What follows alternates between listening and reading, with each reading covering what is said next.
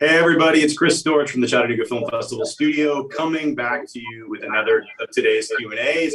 A Q&A for a film that is currently the #1 most watched and seemingly most loved of the festival so far as of this moment. So it's you guys already kind of get to do a victory lap, and this is just like the first fucking afternoon. Allow me now to welcome back to the festival Eric Pennycoff and the talented cast and crew of the Leech. How you guys doing? Hey there. We all beautiful. Hello. So good to see Happy you. belated birthday, George. Oh, thank you so much. You too? Taylor and George. Totally. A lot of Geminis, a lot of fucked up duality and personalities of the people who run this festival. But man, I was so glad that the cast of this film, you kind of have the Pennycoff repertory players starting to happen now. We see a lot of and honestly, this film was like one of the fastest yeses that we've ever said to programming anything. I want you to know we were excited enough knowing that you had followed it up with this, but we love everything about it. And I guess what I want to know is like, what's the timeline on this project? Like, you'd finished Sadistic Intentions. Had you had this written already, or was this something you wrote with Jeremy and Taylor and Graham and everyone in mind? Like, give us a little bit about the genesis. Well, this was, written and made pretty fast. There was no casting process other than me just reaching out to all four of them and saying, hey, I've got this movie I want to do. Do you want to do it? This is very much a pandemic movie in the sense that it was written pretty fast and made with an even smaller crew than Sadistic Intentions. I mean, we're talking 4 cast and 6 crew, including myself. So 10 people made this movie, no one in, no one out. Even on Sadistic Intentions, it was a small crew, but there were, 12 to 15 of us, maybe, a student from a local university would come through now and then, but it was nothing. There was no going out. There were no dinners. It was, and the cast and a lot of the crew lived in the house that you see. So it was very much a sort of a neurotic quarantine movie. But I think, so many of us hadn't seen each other for so long. It was the first time that any of us had maybe seen anyone outside of our family. So I think we all kind of went at it with this mentality that, like, who knows what the world is about to be. So let's make the craziest movie we can. And I got to ask, what was it from the outset always the intention to set it at Christmas? Yeah.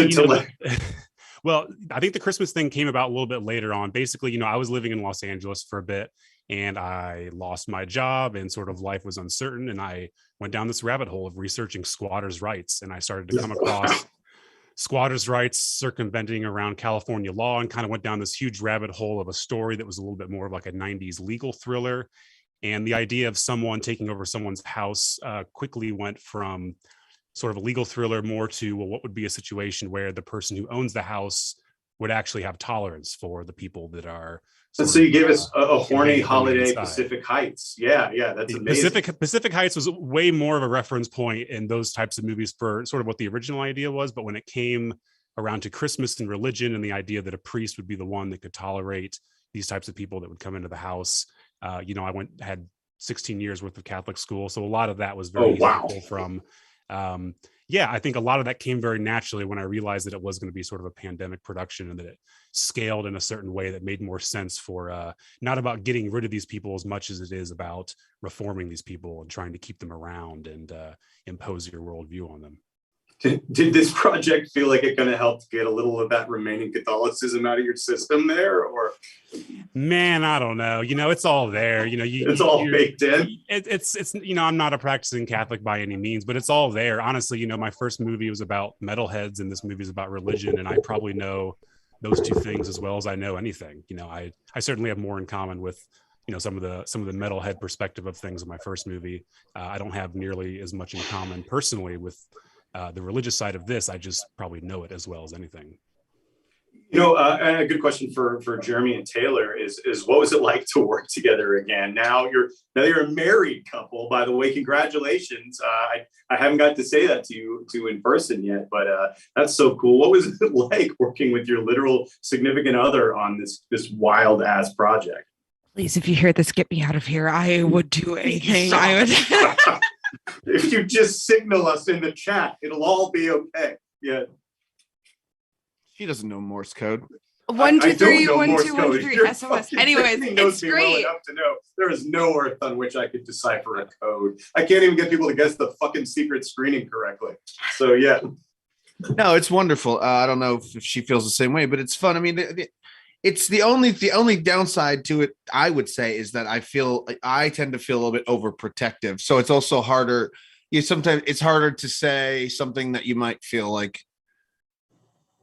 you can say to an actor that you don't know as well, because you're like, is she gonna be fucking pissed off at me later on when that's a wrap? She's like, why would you say that to me on set? No, of course she doesn't.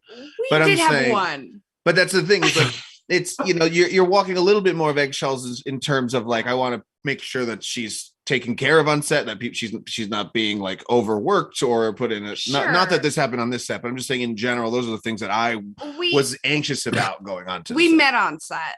So we always had expectations, and sort of like being on set is like it's exciting for us because that's like, oh yeah, this is how we met. Remember? It's our love language. Yeah, it's our love language is that's acting great. and improv together. My love language is affection. And I hate that. That's but anyways,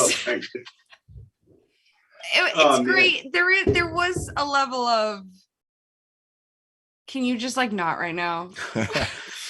Oh, that's the thing. You too, have that like, shorthand, though. That's great. You can't really do that with, No, and then of course it also teasing. It was great. It's my favorite thing with you. Well, it also is nice too that it's like we watch something, we make something like this, and then we have to tell her parents, okay, so Graham's actually watching this with his family after this. So I know I can't imagine. Yeah. My family's watching it in Minnesota independently, and my mother. They want to talk to me after. You're not in the room them. having to white knuckle it through it with them. So that's on them. And I told my mom, because she saw that there was an announcement of the movie, and she's like, "Oh, what's this?" And I was like, "Mom, don't watch it." And she goes, "Well, if there's any kind of sex in it, I'm too old for that shit." And I was like, oh, thank God she's worried about the sex and not the complete dismantling of her fucking entire belief system as well. It's good. Karen's a delight. There's that too. Let's see here. I'm trying to see if we've got some questions from our audience here too on the live chat simultaneously. So if you see me awkwardly looking off to the right, that's what's happening. What are you getting? Yeah, my poor mother is so used to me being in such bizarre shit that she's like, I'm gonna watch it. So your mom has seen Sequence Break now, so you're just like, there's a lot of it's kind of thing. Sure. This goes a little bit harder than Sequence Break, I think. It sure does. But she's used to some truly strange things that I have been involved with, so I think she's okay. Man, oh man! And again, I compared to Sadistic Intentions. What was your production schedule for this? Did you have a lot more time to do this film, or was it quicker? Oh, so much time. Such a luxurious amount of time. Graham was there. He knows. Films have. No, really, both of them were made in 15 days with like a half-day pickup. Really, they were the same thing. Like I said, they were scale-wise and sort of production schedule-wise, they were the same. It's just that we had even fewer people on this, and that was, no additional hands would show up, and we weren't going out on weekends or outside of anything. It was 3 5-day weeks with the weekends just to kind of hang out. I think we watched Tammy and the T-Rex and a couple other movies. We definitely tried to all like hang together in that house and watch fun stuff and do everything that we could. But yeah, it was. And no one ever one time went and got a bowl of pho and didn't know about Jeremy never. No one did. Jeremy never once did that. Oh my God! I think we really tried to just stay. This was January of 2021, so this was pre-vaccine and still a lot of uncertainty. But it was it's kind of crazy. I look at the crew photo that I took on my phone, and every time I go to text everyone, I have to count the names and make sure, okay, it's 10 people. That's everyone that was there. It's it's kind of nice to have it be that small and know that you're not forgetting anyone. Hey, that's exactly the size of our staff. I completely relate to that. We're starting to get some questions from the crowd here. I've got one for Eric, which is Evan Jordan would like to know, what's it like having two muses as opposed to only the typical one? Two muses? So what do you mean? Just so who's he referring to now? I believe let's ask him. Who are you referring to, Evan? I have a guess. All four of them are my muse, on camera, Yeah, off camera. it feels like that. Like I love all four of them. like the Eric Pennycoff ensemble players. Like I really love that you worked with this same group of folks. Let's see, he's now typing, but will he type quickly enough for this?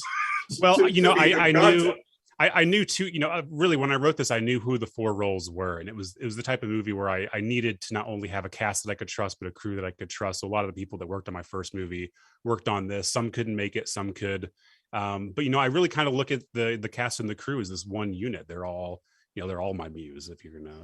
And Evan did clarify that he meant Taylor and Jeremy specifically, since they've been back to back now. Yeah, get his ass. Fuck you. Quit fucking trying to be all political. They were talking about us. You We were the know. only two that were in both of the movies. Us political.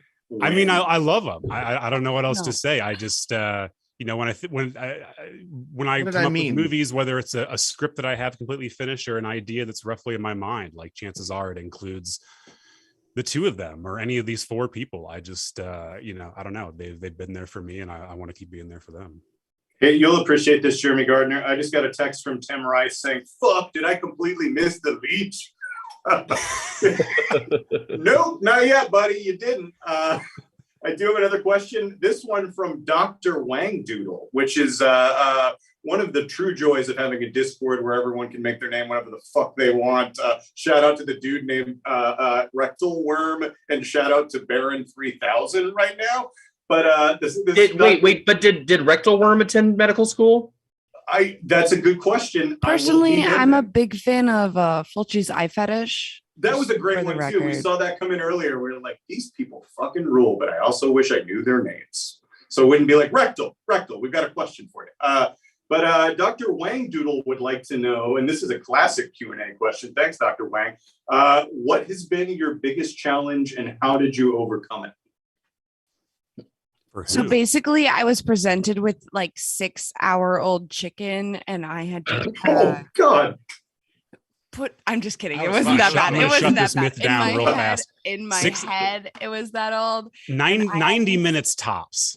90 minutes tops. Sorry. I'm sorry. That's But within the I had chicken these. freshness window. So in Florida, like in Orlando, I went to a nail stylist and I was like, "Can you give me the most horrible ratchet nails?" And I don't like that term, but that was what I was trying to convey. And she did. She gave me these French tips that were like halfway down my nail bed. And I'm still getting chicken out of And it to this day. to this day, I still have chicken underneath my nails.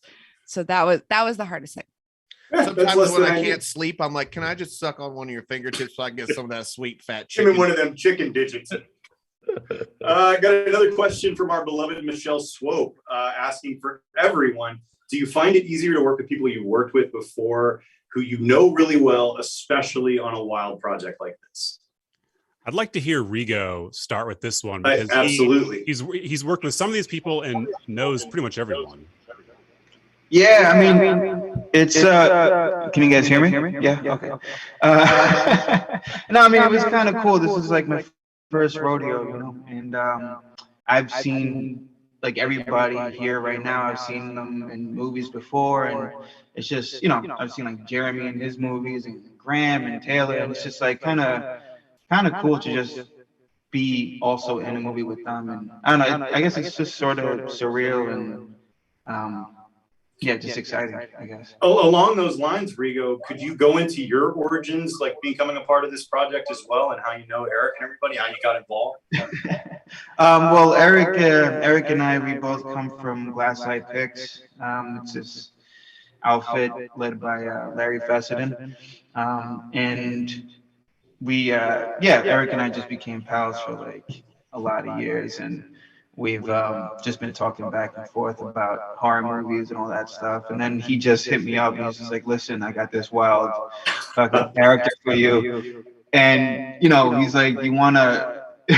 He's like, "You wanna write this crazy Christian rap song?" I'm like, "Yeah, I'll give it a shot. I mean, it can't be." Yes, I do.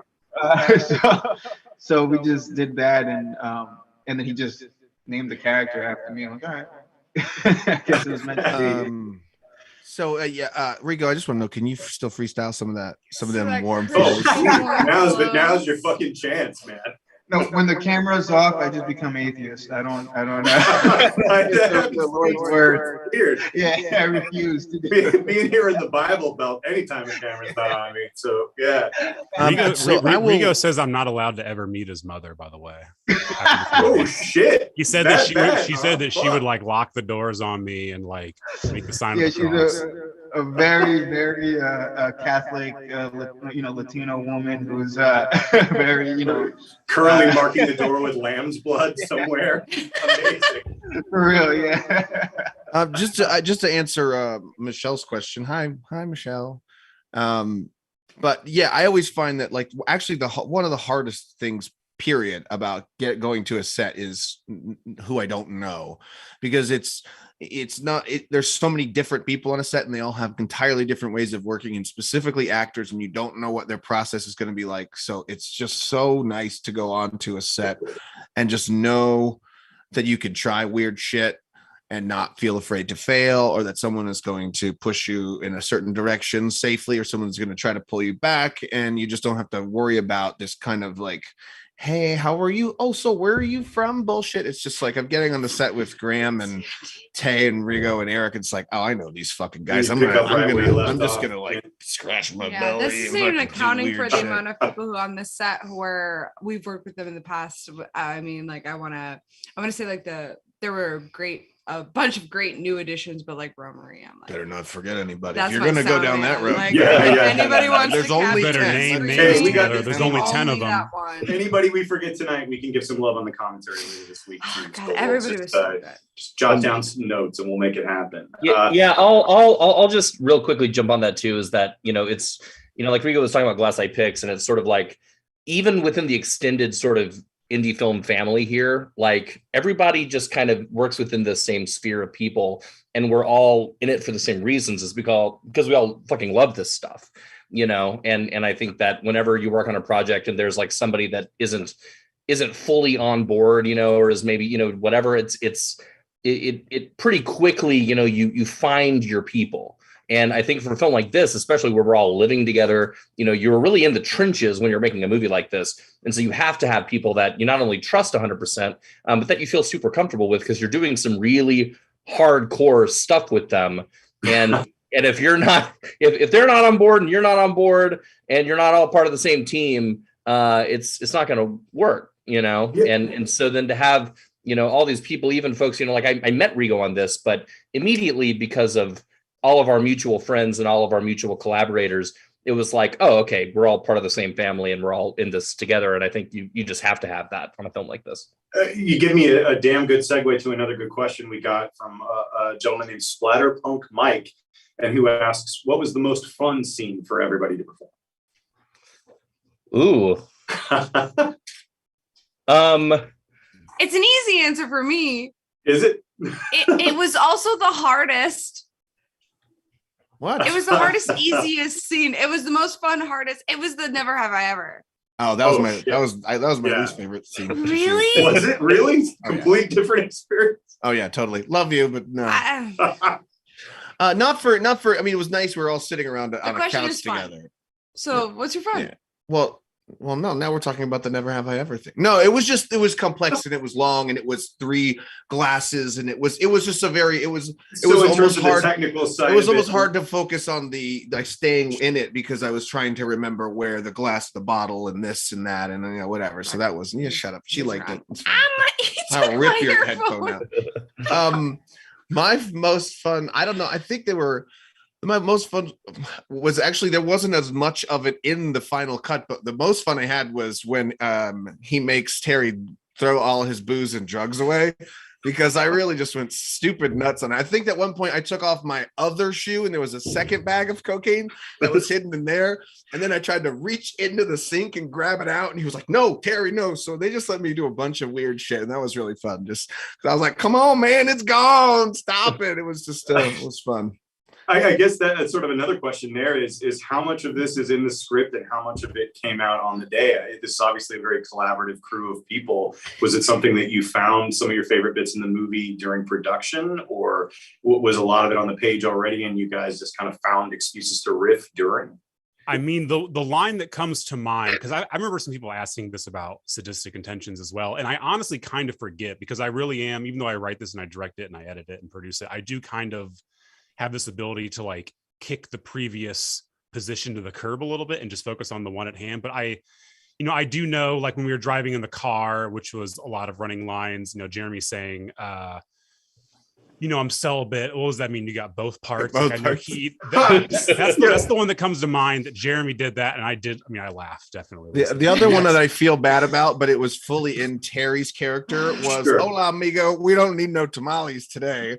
That was. Every time that gets brought up, he's like, I cannot believe I did that. It's really funny. And I said, "Hey, Terry's being nice. He says hola, amigo," but it is still a very quick based judgment on this kinda person. mean. And I felt really terrible, but it was very funny and for Terry's character. I think Sorry, Rigo. You know I love that. This whole movie is like Russian roulette in terms of who you like at any given moment. And I think a lot of that has to do with what people are saying and the way they're saying it versus their intention. So someone might say something, like he said, he might say hola, that might seem like a very friendly thing, but he's also very condescending and, sort of dismisses this guy right away. But it's also part of, his reformation and all things like that. So I think, it's going to be interesting to see where people fall on this movie in terms of who they like at any given moment. I do have another question here. It just came through for Graham. It says, compared to being the victim of a hellish nightmare in Space Clown, or facing down one as the hero in Almost Human sequence break Beyond the Gates, you were almost a mixture of that balance hard to nail down between the two, or did it feel like second nature, having done such similar things in other projects? Wow, thanks. What a great question. And thanks for the Space Clown shout out. You're one of the one of the few, the proud. Yeah, that's a good question. I mean, I think that obviously in this, my character is sort of trapped between this world of trying to be so devout and trying to follow this path that he's very strictly laid out for himself, but then everything's getting completely fucked up. And so I think that at once he sees himself as this hero that's really, trudging forth into battle, and he puts on his battle gear, is kind of how I looked at it. But at the same time, he does also see himself as a victim. All this stuff is getting thrown at him, and he's having to react, and he's having to pivot, and he's having to continue to muster up that courage to keep moving forward. So I think it's sort of an amalgamation of all those types of characters. I mean, he certainly sees himself as a hero, but he also sees himself as a victim. And at the end of the day, he's just sort of lost himself in trying to figure out who the hell he is. But that's a good question. And I think that's one of the things that really drew me to him is that he's not so clear cut. I mean, like Eric said, none of these characters in here you fully hate or you fully love, and moment to moment they're all saying shit throughout. Yeah, totally. And they're all saying things and doing things that make you completely shift your opinion of them. And I think that's what's really interesting about this, is that there's no clear cut there. It's and even at the end, it's like, who the fuck is the good guy? Is there a good guy? Does that matter? Do we need one? And when my dad watched this film, he was like, "Man, everybody in this film is such a lovable shitbird." And I was like, "Yeah, all right, Dad." Yeah, that's also what we call Jeremy on set, lovable shitbird. Well, I've also got to say, it was nice talking to Graham a lot about this character at the forefront, because Graham, if I remember right, you had either gone to college or had known Jesuit priests at one point or another, and we talked a lot about. I have a very specific upbringing with Catholicism, but there's a point in this movie where it goes sort of from like the New Testament to the Old Testament. It's very much of the old world religion. And I don't know. I feel like, whether it comes across on screen or not, there was a lot of great sort of digging around that Graham and I did just with our own experiences with these types of, purveyors of the faith. Yeah. We talked a lot about that just in prep, and I found that really helpful for myself too. But yeah, I went to college at Fordham University, which is a Jesuit university. And while I didn't grow up Catholic, I did grow up, going to church, and I don't go to church anymore, but I mean, church was a very major part of my life growing up. So I gathered a lot of knowledge of it during that time. And then, having a whole bunch of Jesuits. Sorry, you can probably hear my dog whining in the background. We love dogs. Trapped in here with me. My dog. But yeah, some of the stuff and sort of some of the more academic ideas of the, that I learned from some of the Jesuit teachers that I had, I think was helpful in just trying to kind of pick apart where we're coming from and what he's feeling and how he's looking at the world. So that was helpful, and it was just fun to work with Eric on that. I got a couple of fun ones just come through. First of all, someone asked, who is the pickiest eater? The pickiest eater? It's definitely not me. I'll eat anything. Feel free to just call pass if that question doesn't work for you. Probably someone on the crew, not the cast. Oh no, Yeah. you're right. It's Because if some people are vegetarian, that's fine. If some people don't like melty cheese, that's fucked up. Right? What's the other That felt very question? pointed. What's the other question? I'll eat a The other stick question with fucking peppermint on it. I don't Is care. filmmaker Jeffrey Owens, who's here with the short film Trash Life, asks for So everyone, good. Trash Life is so Such good. a Go great watch it. short. I'm so glad to have Jeffrey with us. But he asked everyone, "Are you down with Satan?" So Yes, I am super down. Hail with Satan. Hail Satan. yeah. The Rigo, what back do you of got my to say phone about is like a. Rigo, is your mom watching? No, thank God. No. I blocked that. If your mom wants a pass to see this film, you say the fucking word, Rigo, and we will like just like that. Evan Hail Jordan, Satan. another question here for Jeremy. You worked very with these close. You very much worked with those close to you over the years, as was mentioned earlier. Was it like working with a close friend, resolution, a narrative spouse after midnight, and your actual spouse in an acting capacity over the span? I think we kind of asked that question a bit earlier, Evan, which is Fun though. good. I don't even know what the fuck you just said. I don't know what the fuck I closeness just of said. I acting. just tried to read it off the page, and we all saw how well that went. No. I get what they're saying. They're asking you about the ease of closeness. Yeah. It's really nice. It's really nice to know people and trust people. I guess at the bottom of his question, he asked, is it easier to work or is it harder having someone that you have that close tie to bounce things off of? Yeah. And that's it's actually definitely, I touched on this earlier. It's easier when it's like an outs, like a Eric or somebody that I know simply through an artist creative collaboration, relationship. My wife, who I will kill every one of you for, makes me a little more on like okay, I want to be open and free here, but also fucking anybody fucking steps out of line here. So it does add that like element to it, but nobody stepped. I mean, this is like a love. I wish I was still in that house in Fort Wayne. Honestly, sometimes I think about It's so haunted and so nice. Yeah, and I it had was double bed. Hey, can I ask a question? No, I said I was going to ask you a question. I'm asking a question first. Everyone can ask questions. This is a democratic process. Can you please tell me and the audience about your closet. You asked me a question? No, about Graham. Oh, it's like, about my closet? I have a Me special and the closet audience that I about don't your remember. haunted ass closet. Oh, my closet where the door kept opening? Mhm. Yeah, so the room, my room in the movie was my room where I was staying while we were there. Same. And the set decoration was up the whole time. So I was laying on this bed in these like grandma blankets with crosses everywhere. It was already creepy and very, very strange. And at a certain point, my door fell off. And my door then wouldn't close. That's a whole other thing. But my closet in that room, which wasn't really good for anything, it was like stacked with a bunch of AC units, I think, were like stacked in there. But I would latch it shut, and it would every night it would click and it would open every single night. That building was definitely haunted. I mean, for sure. And if it wasn't it now is with the Ghost of Jeremy Gardner. Yeah, it wasn't because ghosts don't exist, but it sure was creepy. Ghosts don't exist. No, what I wanted to ask very He quickly hates before I love ghosts. I love ghosts. I just don't believe in them. So the one thing I did want to ask before, really quickly.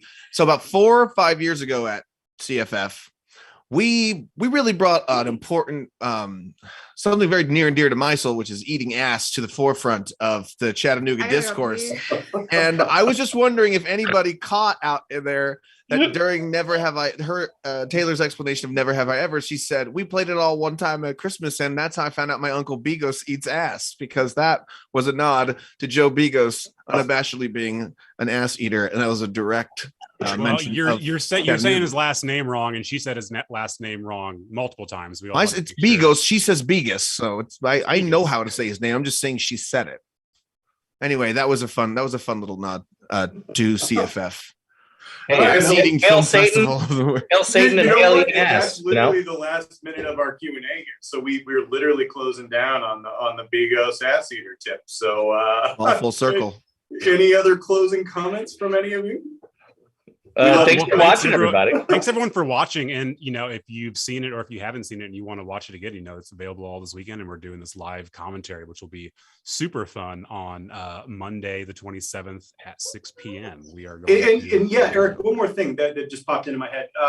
Talk about the Aero release. When's that coming? When can folks look forward to that? Arrow's going to put it out on they're going to put it out on the streaming platform, and a really awesome deluxe edition Blu-ray loaded full of special features, one of which is a music video with Rigo and Graham that we shot in the middle of the storm. Can't wait to see that. Shot by I am so excited to see that.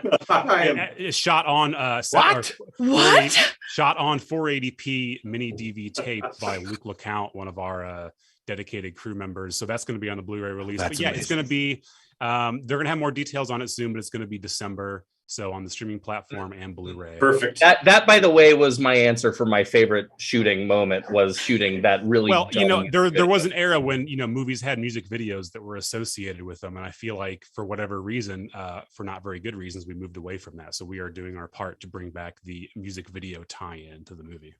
And very quickly, I got to say, shout out to Scott, our boy Scott. Who we love, who is like a fifth finger on this wheel here.